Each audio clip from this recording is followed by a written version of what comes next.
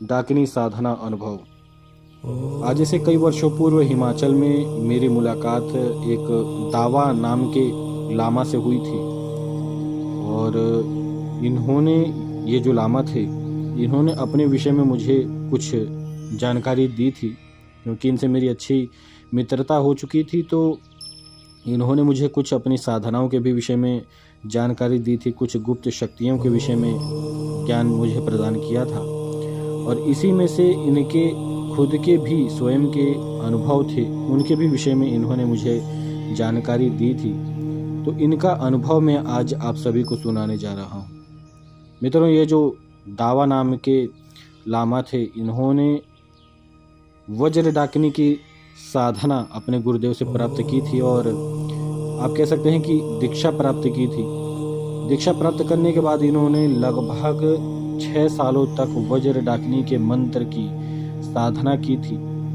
और इन 6 सालों में इनके शरीर में कई प्रकार की सकारात्मक और ऐसी शक्तियाँ जो कि कल्पना से भी परे हैं, ऐसी शक्तियाँ इन्हें प्राप्त हुई थी। जैसे किसी भी व्यक्ति के विषय में ये भविष्य देख पाते थे, किसी भी व्यक्ति के विषय में, उसके भूतकाल के विषय में, उसके वर्तमान काल में क्या चल रहा है, इन सभी की जानकारी इन्हें स्वतः ही प्राप्त होनी आरंभ हो चुकी थी।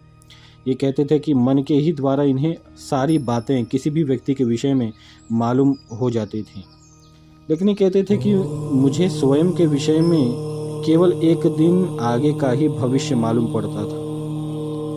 और इसके साथ साथ इन्हें वायु गमन की सिद्धि प्राप्त हुई थी, पर काया प्रवेश की सिद्धि प्राप्त हुई थी इन 6 सालों में। और ये हिमालय के क्षेत्र में भी गए थे वायु गमन सिद्धि के द्वारा, और वहाँ पर इन्होंने कई प्रकार के सिद्धों से भी मुलाकात की थी अपनी साधना के दौरान। इसके बाद ये जब वायु गमन सिद्धि के माध्यम से जब हिमालय में गए, तो वहाँ पर इन्होंने एक बहुत ही परम सिद्ध व्यक्ति से इनकी मुलाकात हुई। और वह जो साधक थे, वह जो सिद्ध थे, उन्होंने इन्हें लगभग एक साधना की विधि बताई जो कि इन्हें 3 महीने तक करनी थी।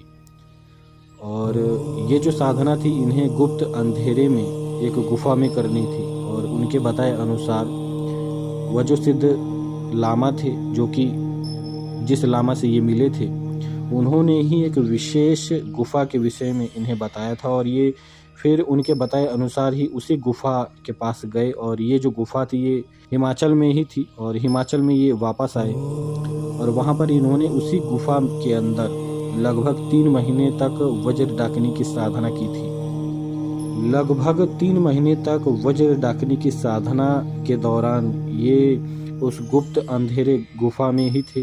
और ये कहते थे कि गुप्त शक्तियों के द्वारा इन्हें भोजन और पानी की व्यवस्था करके दी जाती थी।